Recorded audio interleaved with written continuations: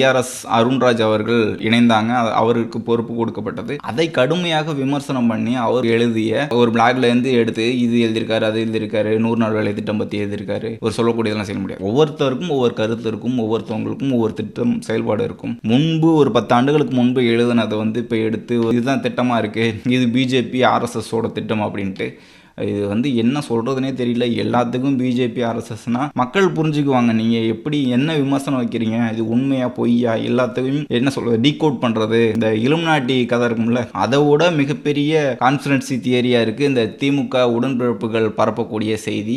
இதை வச்சு கனெக்ட் பண்ணி இந்த டாட்டா கனெக்ட் பண்ணி அந்த டாட்டா கனெக்ட் பண்ணி பிஜேபி, இதை டாட்டா கனெக்ட் பண்ணி ஆர்எஸ்எஸ், இது சங்கி. அதுதான் ஏதாவது சொல்லி வேற எதுவுமே கிடையாது. வேற எந்த ஒரு கருத்துமே சொல்ல முடியாது. பிஜேபி பிஜேபி பிஜேபி பிஜேபின்னு 2019 வண்டி ஓட்டிக்கிட்டு இருக்கீங்க. 2026 அதை செயல்படுத்த முடியாது. அருண்ராஜ் ஐஆர்எஸ் அவர்கள் தெளிவா சொல்லியிருக்காரு. அது என்னுடைய கருத்து, அதை செயல்படுத்த போறதும் இல்ல. அதே மாதிரி மாநிலத்துல அதிபர் ஆட்சி முறை மாதிரி கொண்டு வரலாம் அப்படின்னு சொல்லியிருந்தாரு. அதையும் தமிழக வெற்றி கழகத்தோட கனெக்ட் பண்ணி விஜய் அவர்களோட ஆட்சி வந்தா இப்படி மாறிடும் அப்படின்ட்டு பொய்யான செய்தி அப்படியா சொல்லியிருந்தாரு.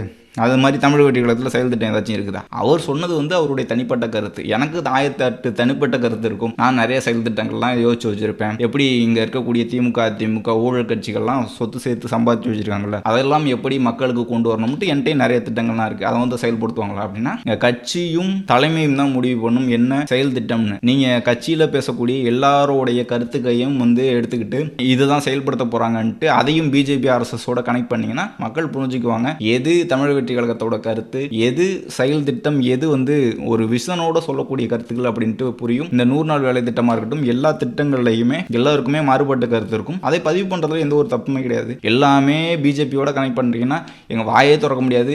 ஆ ஊ ஏ எது சொன்னாலும் பிஜேபி பீட்டின்னு தான் சொல்ல போறீங்க. ஏபிசிடியும் சொல்ல முடியாது, ஆனா ஓனம் சொல்ல முடியாது. நீங்க எல்லாத்துக்கும் பிஜேபி பீட்டின்னு சொல்லிடுவீங்க. அதனால ஐஆர்எஸ் ஆபீசர் அவர்கள் வரதும் ஒரு பதட்டத்தை ஏற்படுத்தியிருக்கு. அதே மாதிரி முன்னாள் எம்எல்ஏக்கள் கட்சியில் இணைஞ்சிருக்காங்க. அதே மாதிரி நீதிபதி அவர்கள் இணைஞ்சிருக்காங்க, டாக்டர்கள் இணைஞ்சிருக்காங்க.